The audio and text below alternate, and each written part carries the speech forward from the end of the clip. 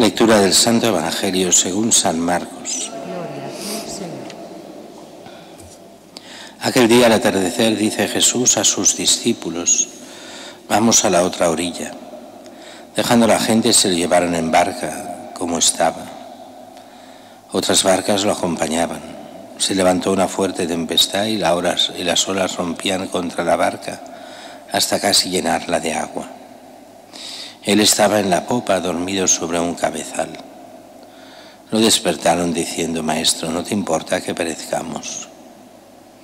Se puso en pie, increpó al viento y dijo al mar: Silencio, enmudece. El viento cesó y vino una gran calma.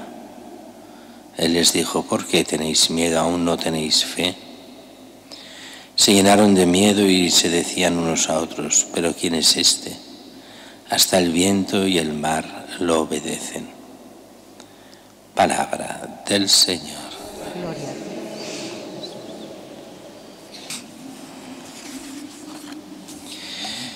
La primera lectura vamos viendo esta figura de David, el rey, el que parece como un rey perfecto, y después cuando vamos viendo había hecho de las suyas y gordas.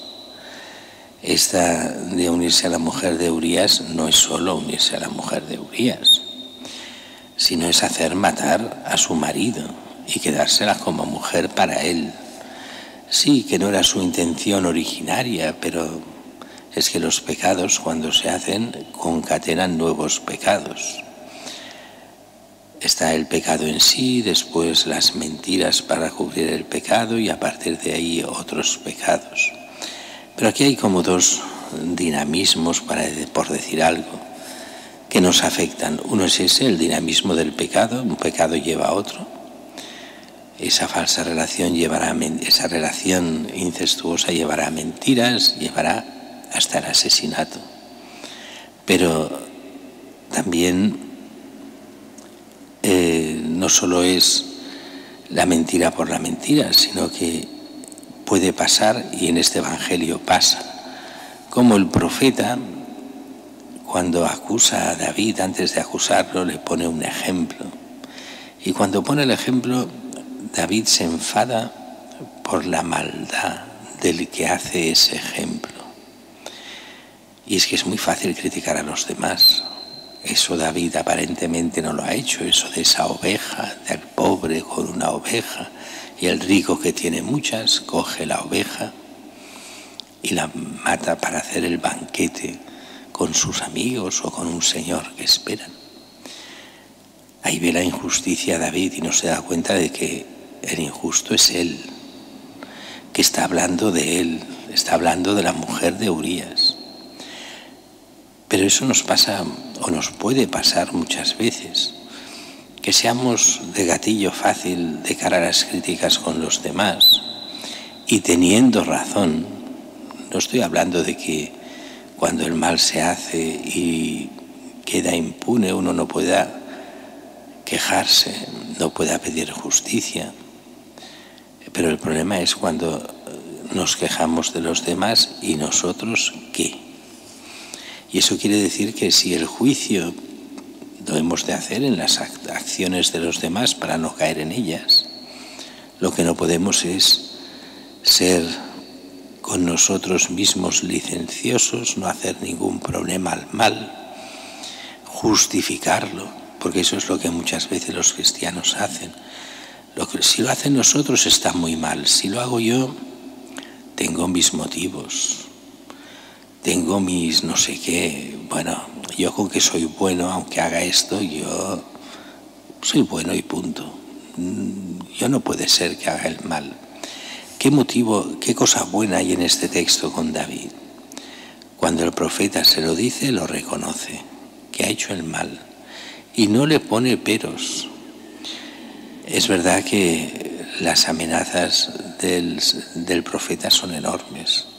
No bajará la espada nunca en tu familia, en tu seno, ahí estarás. Bueno, y al final, ante la petición de perdón y arrepentimiento, solo le quedará como un castigo: tu hijo morirá. El hijo de este incesto. Y allí hará penitencia David por este hijo, pero no lo conseguirá que viva. Pero eso le hará ver y entender muchas cosas, que el pecado está en él. Y eso a muchos cristianos nos tendría que hacer reflexionar y pensar cómo nos ven desde fuera. Porque a veces puede pasar que nos veamos unos como si fuésemos muy buenos y desde fuera nos vean de otra forma.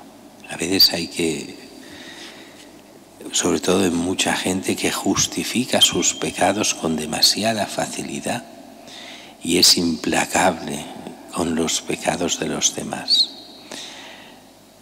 Por eso siempre hablamos de esa conversión continua de los cristianos, que hemos de examinarnos. Aquello que hacían todos los santos y que aconsejaba ya San Ignacio de Loyola, que era el examen de conciencia diario y a veces hasta 2 veces al día. Cuidado, cómo actuamos, cómo somos, qué hacemos, sabiendo que de santo, santo, santo solo hay uno, el Señor, y basta. Y nosotros a veces lo haremos bien, otras veces no tan bien, y si hacemos el mal hemos de acabar reconociéndolo. Ya sabemos que un cristiano no tiene por qué hacer pecados mortales, tiene toda la gracia para no hacerlos. Pero cuidado con esos cristianos que se autojustifican muy fácilmente los pecados que hacen y que son, como decíamos, implacables en los pecados de los demás. El Evangelio de hoy es un Evangelio, clásico, lo hemos leído tantas veces. Están en estos primeros capítulos de Marcos, del Evangelio de San Marcos. Están en barca, hay un hecho muy curioso, dice que Jesús va en la barca con los apóstoles y varias barcas le seguían. Y después en la tempestad ya no se habla más de estas barcas. ¿Qué ha pasado con las barcas? Pues queda en la curiosidad del oyente, no se sabrá nada más de ellas. Pero lo curioso es eso, esas tempestades típicas, famosas de la tarde-noche en el lago de Galilea, fuertes vientos, fuerte oleaje, barcas pequeñas, claro, es un fuerte oleaje para el mar de Galilea. Si eso fuera el Pacífico sería una buena mar impresionante, pero no es el Pacífico, es el lago, un lago relativamente pequeño o relativamente grande, depende de cómo se vea. Allí empieza esas olas y en esa barca tan pequeña pues es fácil hundirla. Jesús a popa, detrás, durmiendo. Y los marineros, los apóstoles, empiezan a tener miedo. Esto se hunde. Y van a Jesús y lo despiertan.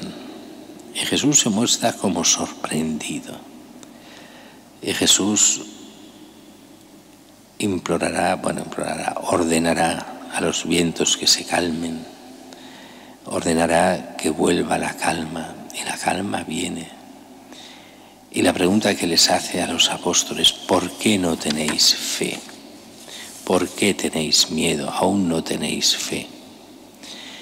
La fe en Él. Y eso es una de las cosas que empiezan a entender los apóstoles.